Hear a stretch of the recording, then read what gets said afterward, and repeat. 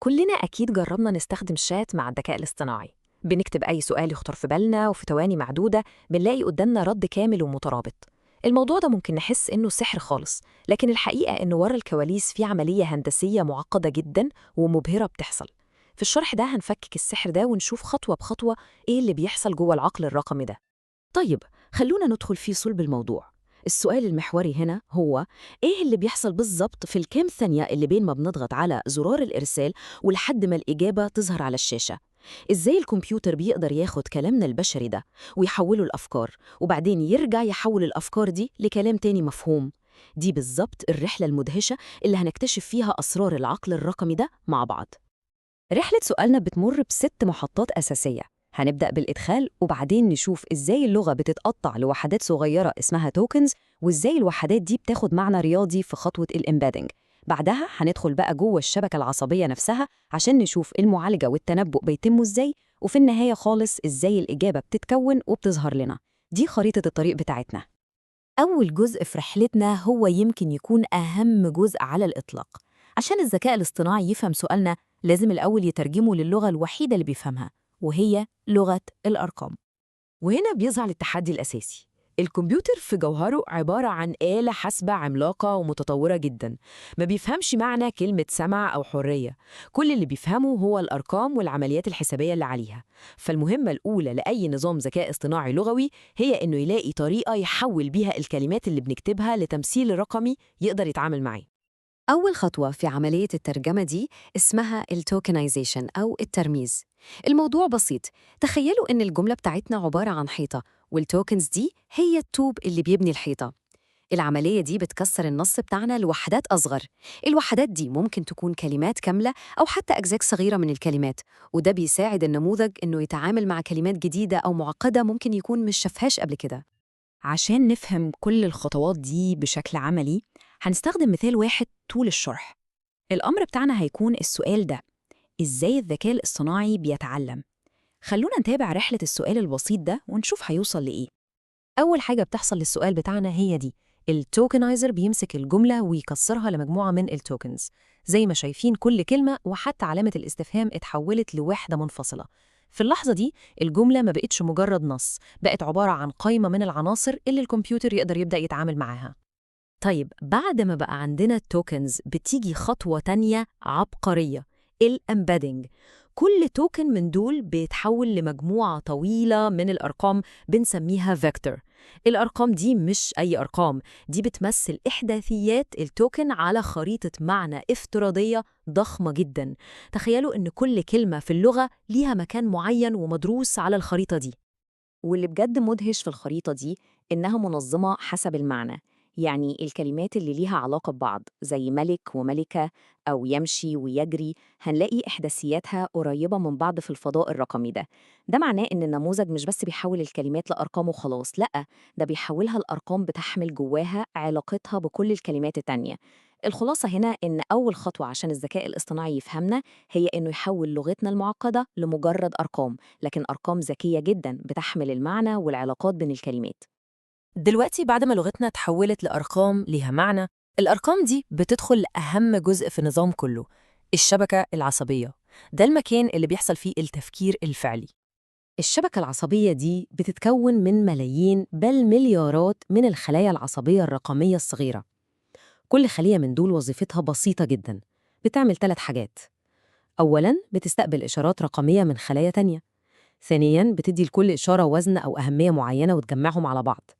وأخيراً، بناءً على المجموع ده بتاخد قرار: هل هي هتنطلق وتبعت إشارة للخلايا اللي بعدها ولا لأ؟ ببساطة شديدة هي وحدة اتخاذ قرار صغيرة جداً. أنظمة الذكاء الاصطناعي الحديثة زي اللي بنتعامل معاها كل يوم بتستخدم بنية معمارية عملت ثورة في المجال اسمها ترانسفورمر. الميزة الجبارة في البنية دي هي إنها بتقدر تبص على كل التوكنز في الجملة في نفس اللحظة، مش مضطرة تقراهم كلمة بكلمة بالترتيب زي زمان، وده بيديها فهم أعمق لسياق الجملة كلها مرة واحدة. القوة الخارقة للترانسفورمر هي آلية اسمها الانتباه الذاتي أو self-attention. الآلية دي بتخلي النموذج وهو بيبص على كلمة معينة يقدر يحدد إيه هي الكلمات التانية في الجملة اللي ليها علاقة بيها ومهمة لفهمها. يعني لما بيشوف كلمة هو بيقدر يحدد هي بتشير لمين بالظبط في باقي النص. وبكده الجزء ده بيورينا إن عقل الذكاء الاصطناعي مش مجرد آلة حاسبة، دي شبكة معقدة بتقدر توزن أهمية كل كلمة وتفهم السياق الكامل للجملة، وده هو سر قوتها. طيب، شفنا إزاي النموذج بيفهم السؤال بتاعنا، بس السؤال الأهم هو جاب كل المعرفة دي منين أصلاً؟ إزاي بقى عنده كل المعلومات دي؟ خلونا ننتقل لمرحلة التدريب ونشوف إزاي النموذج بيتعلم. عملية التدريب دي عبارة عن حلقة مستمرة من المحاولة والخطأ. النموذج بيتعرض لكمية بيانات لا يمكن تخيلها، كتب، مقالات، مواقع ويب، كل حاجة تقريباً على الإنترنت. وفي كل مرة مهمته بتكون بسيطة، يبص على جزء من النص ويحاول يتنبأ بالكلمة اللي مفروض تيجي بعد كده. بعد ما بيعمل التنبؤ بتاعه بنقارن توقعه ده بالكلمة الفعلية اللي كانت موجودة في النص الأصلي. الفرق بين التوقع والحقيقة بيتحسب في صورة رقم بنسميه loss أو درجة الخسارة. كل ما الرقم ده كان عالي، كل ما كان معناه إن النموذج الغلط غلطة كبيرة ومحتاج يتعلم أكتر. وهنا بتيجي لحظة التعلم الحقيقية. النموذج بياخد درجة الخطأ دي وبيرجع يعدل كل توصيلاته وأوزانه الداخلية تعديلات صغيرة جداً، كأنه بيقول لنفسه أنا غلطت هنا، المرة الجاية هظبط الوزن ده شوية عشان أكون أقرب للصح. العملية دي اللي اسمها back propagation بتتكرر مليارات المرات عشان تظبط أجزاء الشبكة العصبية بدقة متناهية. النقطة الحاسمة هنا هي إن الهدف مش إن النموذج يحفظ البيانات اللي اتدرب عليها وخلاص، لأ، الهدف إنه يفهم الأنماط والقواعد العامة اللي وراها. ده الفرق بين التعميم، يعني إنه يقدر يتعامل مع بيانات جديدة عمره ما شافها، وبين الإفراط في التخصيص أو الأوفرفيتنج، يعني إنه يبقى حافظ مش فاهم. إذن جوهر عملية التعلم مش الحفظ، لكن استخلاص الأنماط. الذكاء الاصطناعي بيتعلم عن طريق الخطأ والتصحيح المستمر مليارات المرات لحد ما يوصل لمرحلة الفهم العام، مش مجرد التلقين. تمام، دلوقتي النموذج اتدرب وبقى جاهز وفاهم سؤالنا كمان. وصلنا للمحطة الأخيرة في رحلة الأمر بتاعنا. إزاي الذكاء الاصطناعي بيبني رد مترابط ومفيد من الصفر؟ ممكن تستغربوا، لكن في النهاية كل الشغلانة المعقدة دي بتتلخص في مهمة واحدة بسيطة جدا. بناء على كل الكلام اللي اتقال لحد دلوقتي، إيه هي الكلمة أو التوكن اللي عليه الدور ويكون هو الأكثر احتمالاً؟ كل الردود المعقدة والمبهرة اللي بنشوفها هي مجرد تكرار للمهمة البسيطة دي مرة ورا مرة. عملية التوليد دي تكرارية. النموذج بيبدأ بالسؤال بتاعنا ويتوقع أول توكن في الإجابة، بعدين ياخد السؤال مع التوكن الجديد ده ويدخلهم تاني عشان يتوقع التوكن التاني، وهكذا. كل كلمة جديدة بتتبني على كل الكلمات اللي قبلها، وده اللي بيخلق الترابط والمنطق في النص اللي بنقراه. فبالنسبة لسؤالنا إزاي الذكاء الاصطناعي بيتعلم، النموذج هيبدأ يتوقع تسلسل التوكنز الأكثر احتمالاً. ممكن يبدأ بكلمة الذكاء وبناء عليها يتوقع أن الأنسب بعدها هو الاصطناعي، وبعدين بيتعلم، وهكذا كلمة بتجر كلمة لحد ما يبني جملة كاملة ومفيدة. بعد ما النموذج يخلص توليد سلسلة التوكن IDs اللي بتمثل الإجابة، بتيجي آخر خطوة خالص. التوكنايزر اللي بدأنا بيه الرحلة بيشتغل بالعكس، بياخد الأرقام دي ويرجع يترجمها تاني لكلمات وجمل نقدر نقراها، وبكده بتكتمل الرحلة من الأمر للرد.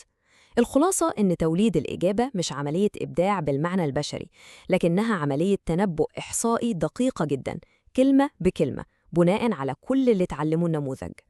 وبكده نكون شفنا إزاي العملية اللي تبان سحرية هي في الحقيقة سلسلة من الخطوات الرياضية والإحصائية المعقدة جدا. لكن ده بيسيبنا مع سؤال أخير ومهم قوي. لما يكون كل اللي بيعمله النموذج هو التنبؤ بالكلمة التالية بناء على الاحتمالات، هل ده يعتبر فهم حقيقي زي فهم البشر ولا مجرد محاكاة متقنة جدا؟ ده سؤال فلسفي كبير ومفيش ليه إجابة سهلة. شاركونا رأيكم في التعليقات.